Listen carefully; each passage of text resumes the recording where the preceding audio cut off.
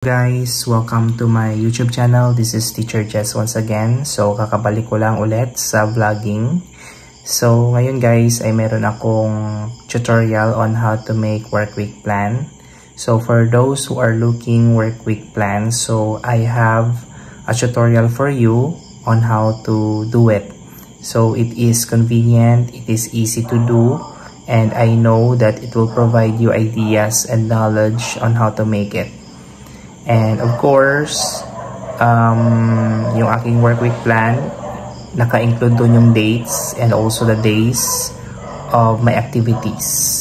Panoorin nyo lang guys yung aking tutorial on the work week plan. So, ito guys yung aking ginawang work week plan. So, syempre, dito ko siya ginawa sa Microsoft Word. So, i-zoom muna natin ng konti para makita natin yung mga nakalagay dito. So, first, lagyan natin siya ng logo. So, hindi mawala yung logo. And then, yung heading. So, ayan, nilagyan ko na siya ng heading. And of course, ano lang tayo dyan, mag-edit kung ano yung logo at saka yung ano natin dyan, heading.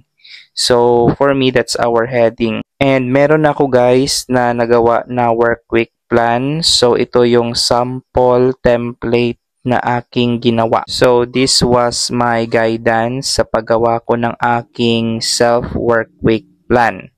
So, dito guys, nilagay ko dito yung example lang ito guys na work week plan. So, lagay natin dyan yung heading, Republic of the Philippines, Department of Education, Region 6, Western Visayas, Schools Division of Igang, and the school is Gando Elementary School. So, this is just only for an example. So, I repeat, this is just only an example. So, ito yung aking work week plan. So, nilagay ko dyan also yung dates. So, yung dates ko dyan is June 16 to 2025. And then, meron tayo dyan nakalagay na name of employee and then the days, Monday to Friday. So, nilagay ko sa name of employees si Alan, si Catherine, an example name. And then, meron tayong nilagay sa Monday to Friday. So, yung nilagay ko dyan guys is synchronous since I am having my in-person with the learners. So, pwede mo rin dyan lagyan ng asynchronous if you are having the online with the learners. So, it depends upon you kung ano yung gagawin mo dyan or ilalagay mo na work mo which is relative to your job. So, syempre, yung nilagay ko dito is related to my job, of course.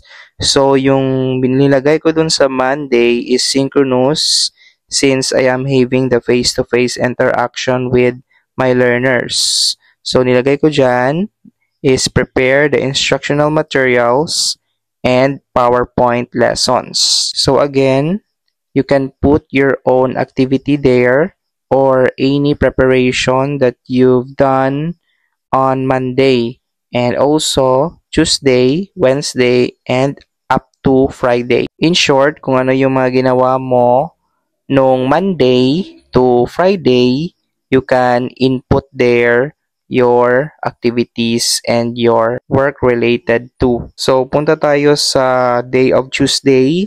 So, same, synchronous. So, nilagay ko dyan is implement pre-test exams or either implemented pre-test exams just like Phil, ERI, the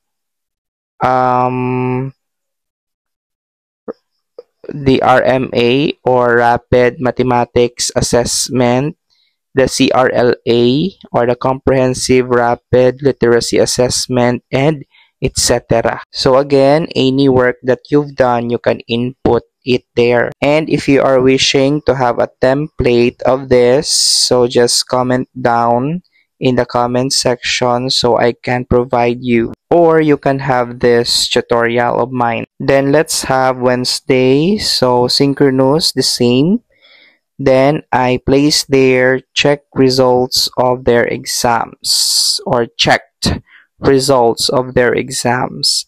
And Thursday, same, synchronous. encoded or encode in the computer the data of the learners or their scores. Alright, so punta tayo sa day of Friday. So yung nilagay ko dyan is record the details and make a narrative report. So, yun lang guys, ka-easy gumawa ng work week plan. So, this is my sample tutorial work week plan for you guys. So, narrative report of the activities done. So, kulang yung kaninang sinabi ko. So, this is my work week plan guys na sample. And this is also the template that I am using. So far, I have already one work week plan na natapos. Siyempre, gagawa pa ako ng work week plan para dumami itong mga work week plans ko. It will also serve as my MOV or modes of verifications kung hahanapan ako. So, don't forget yung ilalagay sa ilalim ng ating work week plan. So, nilagay ko dyan sa sample ko is prepared by Alan C. Catherine, Master Teacher 1. It is a sample name and also approved by your school head. So, of course, I also think another sample name for that. So, nilagay ko dyan is Diego.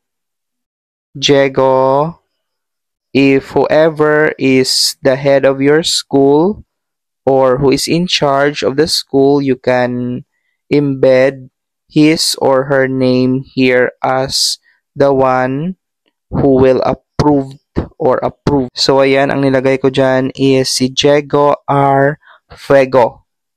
Alright, so don't forget also to input his or her position. Alright, so that's all guys about my tutorial of making work week plan. So, napaka-simple, napaka-easy lang guys. As long as you are having your work and you can input your activities which are remembered from Monday to Friday, so you can have or make your own work week plan. And again guys, so this is my sample of making work week plan, but I have already a work week plan. So this will serve as your guide when you are planning to do this plan. So that's the wrap guys, and thank you for watching this video. And I'll see you on my next video tutorials.